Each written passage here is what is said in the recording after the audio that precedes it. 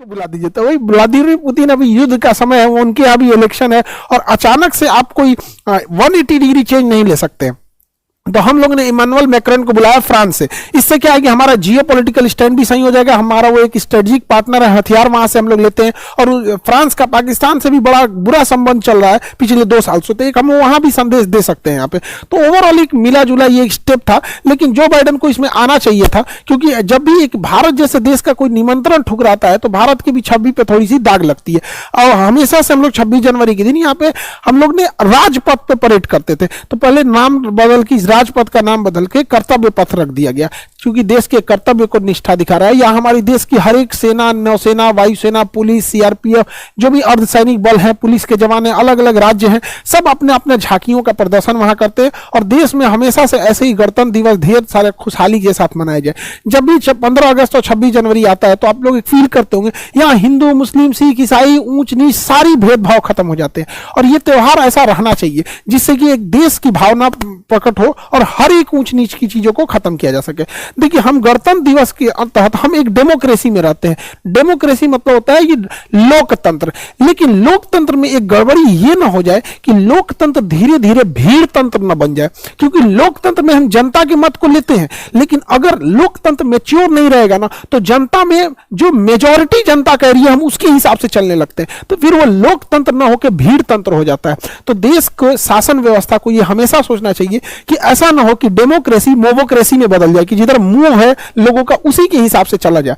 तो संविधान जब बनाया गया था तो अंबेडकर साहब ने भी कहा था कि संविधान में संशोधन की संभावना है, इसलिए ना ही हमने इसे बहुत लचीला बनाया है और ना ही इसे बहुत कठोर बनाया। जो भी इससे असहमत होगा इसमें परिवर्तन ला सकता है। अभी हम लोग 125 से ज्यादा संशोधन ले आ चुके हैं संविधान में, तो ये निरंतर प्रक्रिया होती रहती है। लेकिन हम लोग अभी चूंकि इनमेच्योर डेमोक्रेसी में रहते हैं, अभी पब्लिक अपने आप को लगता है कि नहीं हम वोट दे दिए, उसको लगता है कि उसका काम खत्म हो गया। इसके अलावा भी उसकी जिम्मेदारी बनती है एक पब्लिक की भी बातों को सुना जाना चाहिए यहाँ पे, तभी जाके रियल मायने में हम लोकतंत्र में हो जाएंगे। वरना ऐसा क्या है कि 2 करोड़ लोग खुश नहीं भी हैं तो क्या दिक्कत है, बिहार में सड़कें नहीं भी बनी है तो क्या ही दिक्कत है, एक बड़ा तंत्र आ जाएगा, भीड़ तंत्र हमारे यहाँ से चलेगा ही नहीं। अब देखिए, हमारे यहाँ राज्य जो है ना अलग अलग हिसाब से, जिन राज्यों में सीटों की संख्या ज्यादा, इलेक्शन के हिसाब से ज्यादा मायने रखते हैं, तो उसको ज्यादा महत्व दिया जाता है। वही हमारे पूर्वोत्तर के राज्यों को देखिए, पूर्वोत्तर के जो राज्य है, चाहे आप अरुणाचल प्रदेश देखिए, नागालैंड देखिए, अभी मणिपुर की जो अशांति रही, ये सब चीजों को देखिए, हम लोग उधर उतना ध्यान नहीं देते हैं, जबकि उनको वो भी हमारे ही देश के सब इक्वल ध्यान देना चाहिए। तो हम लोग की कोशिश रहेगी कि अगर सरकार लेवल पे नहीं तो एटलीस्ट पब्लिक लेवल पे ये होना चाहिए कि हर एक व्यक्ति की बात सुनी जाए और देश का हर एक नागरिक अपने आप को ये फील करे कि वो इस चीज से जुड़ा हुआ है। जैसे अभी कुछ मामले आए थे, जैसे ट्रक ड्राइवरों को लेके, तो ट्रक ड्राइवर का भी अपना एक कंसर्न था कि अगर हम नियम को इंटरनेशनल लेवल का बना रहे हैं तो हम सड़कों को भी तो इंटरनेशनल लेवल का बना दे। एक बार हम एक वेबसाइट बना देते जहां वो ट्रक ड्राइवर अपनी समस्याओं को बताते, फिर हम उसको संशोधन करते, उन्हें भी बड़ा खुशी होती कि नहीं ये देश इक्वल उनका है। उनको लगता है कि नहीं हमने वोट दिया है तो हमसे, आप पूछिए, आप इंप्लीमेंट कीजिए ना कीजिए, ऐसा नहीं कि देश के लोगों के पास समझ नहीं है, कभी कभी इतना बेहतर सुझाव दे देंगे यही देश के लोग जिसका कोई हद नहीं। तो हम भी यही कोशिश करेंगे कि देश जब भी सरकार कोई कानून लाए तो एक वेबसाइट बना दे जहां लोग अपनी सुझाव दे सके। मानना ना मानना सरकार के हाथ में है, जबरदस्ती नहीं कि आप मानिए ही मानिए, क्योंकि सरकार के आपके हाथ में चीजें हो गई, लेकिन एक इंसान इससे जुड़ा हुआ महसूस करता है। ट्रक ड्राइवर के लिए नितिन गडकरी साहब ने कितना बेहतर काम किया था, उनके लिए एसी किया, एसी केबिन वाला व्यवस्था कर दिया। तो कहने का मतलब है कि एक बेहतर ढंग से और हम मेच्योरिटी दिखा सके। और कई बार ऐसा होता है कि डिसीजन जब एक बहुत बड़े लेवल पे जाता है तो नीचे लेवल पे उसका दुष्प्रभाव भी देखने को मिल जाता है, जिसका हालिया एग्जांपल आप देखेंगे रेलवे एएलपी में। आपको रेलवे एएलपी में क्या हुआ कि जब भी वैकेंसी आती थी रेलवे में तो एक बड़ी संख्या में रोजगार देता था। रेलवे से लोगों का इमोशन जुड़ा हुआ था और बच्चे जो थे इसके काफी समय से इंतजार कर रहे थे, 5 सालों से। और 5 सालों में जब एएलपी की वैकेंसी आई थी तो महज 5696 वैकेंसी आई, यानी साल का देखेंगे तो 1100 वैकेंसी, एक साल में महज 1100 वैकेंसी आई है। और टेक्नीशियन का पोस्ट जब से रेलवे आया है तब से आता है, इस बार रेलवे में टेक्नीशियन के पोस्ट को नहीं डाला गया। ऐसा कि रेलवे का ऐसे कहना है कि वो इसका टेक्नीशियन का पोस्ट अलग से निकालेंगे। तो जो बच्चे कंफ्यूज हैं कि टेक्नीशियन का क्यों नहीं आया, तो टेक्नीशियन और नॉन टेक्नीशियन अलग से दिया जाएगा। और एएलपी का जो मेन कंसर्न है कि सीट इतना कम क्यों है, तो ये है, देखिए देश में सबको लग रहा था कि एएलपी और टेक्नीशियन मिला के कम से कम 50 से 60 हजार वैकेंसी रहती, और अगर नॉन टेक्नीशियन को मिला देंगे तो जैसे पिछली बार 1 लाख से ज्यादा वैकेंसी थी, सब लोग इसी बार ऐसे ही इंतजार कर रहे थे। 2019 के बाद एक ही बार वैकेंसी आ रही है 2024 में, यानी 5 साल का डिफरेंस। अब ये बताइए, अगर कोई विद्यार्थी उस समय 25 साल का था, उसको लगा कि अगले साल वैकेंसी आएगी तो वो 26 साल का होगा, फिर अगले साल आएगी तो 27 साल का होगा, बट अचानक वैकेंसी आ रही है 5 साल के बाद, अब वो विद्यार्थी 30 साल का हो गया। यानी अगर किसी विद्यार्थी का 25 साल में एग्जाम नहीं हुआ तो अगली बार वो एग्जाम ही नहीं बैठ पाएगा। अब सोचिए कितनी बड़ी समस्या है। अगर हर साल 1100 ही वैकेंसी देनी थी तो हर साल देते हैं यहां पर।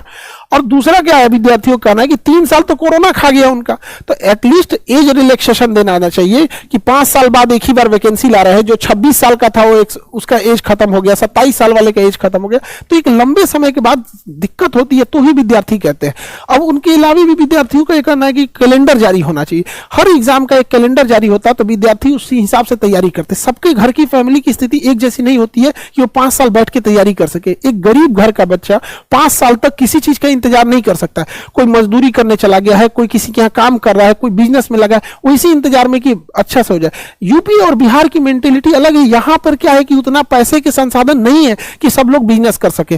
किसी को, बहुत बड़े घर के बच्चे नहीं आते हैं रेलवे के एग्जाम देने के लिए, 30-40 हजार का जॉब रहता है एएलपी वगैरह में, तो ऐसा नहीं है कि बहुत किसी अंबानी अडानी लेवल के लोग आएंगे, उतना पैसा रहता है, ये भी लोग बिजनेस कर लेते। तो गवर्नमेंट को भी समझना चाहिए, रेलवे डिपार्टमेंट को इस चीज को समझना चाहिए और इसको रिक्रूटमेंट को तेज, थोड़ा सा इसमें सीट बढ़ाना चाहिए। हमें पूर्ण विश्वास है कि बहुत जल्दी सीट इसकी बढ़ा दी जाएगी और टेक्नीशियन के भी पोस्ट को दिया जाएगा ताकि सबको एक तरह की समानता मिल सके। रेलवे को जैसे हमेशा से एक बड़ी रिक्रूटमेंट देते आई है, उस हिसाब से ये भी काम करेगी।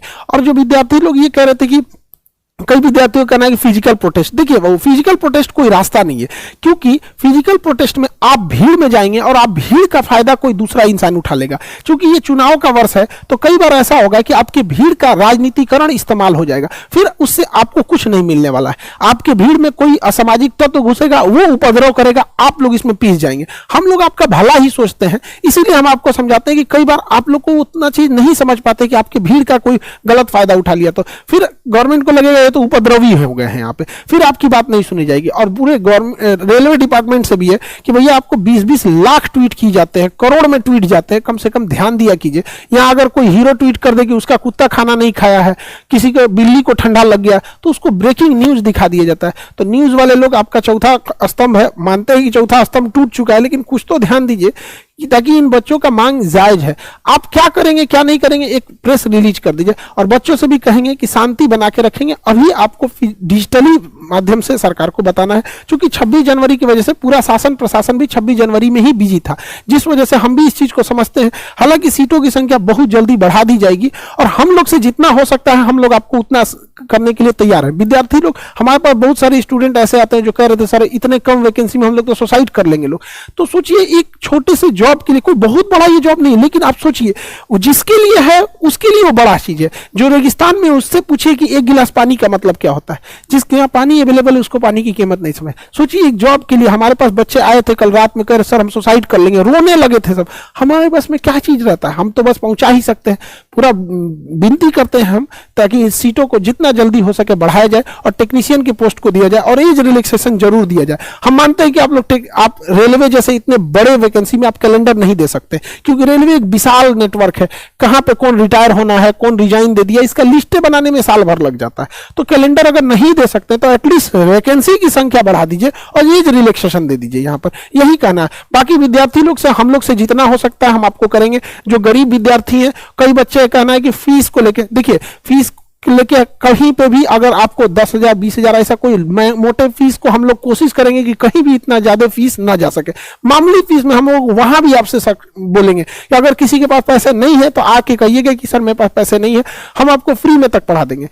फी को एकदम मिनिमम करा देंगे, आप जैसे कहिएगा वैसे। लेकिन अभी जो मेन कंसर्न है वो वैकेंसी को बढ़ाने के लिए है। और ऐसा नहीं है कि केवल रेलवे में, आप देखिए, आप नीट में देखिए, नीट जो एग्जाम है इसमें एम्स में कितनी कम सीटें हैं, इतनी मारामारी है एम्स के सीट को लेके। गवर्नमेंट अगर चाहे तो जितने एम्स है, जैसे पटना एम्स है, दिल्ली एम्स है, गोरखपुर एम्स है, ऐसे जितने एम्स है, अगर हर एम्स में वो 20-20 सीटों भी बढ़ा देगी ना, नीट के बच्चे ना मतलब क्या पूजेंगे।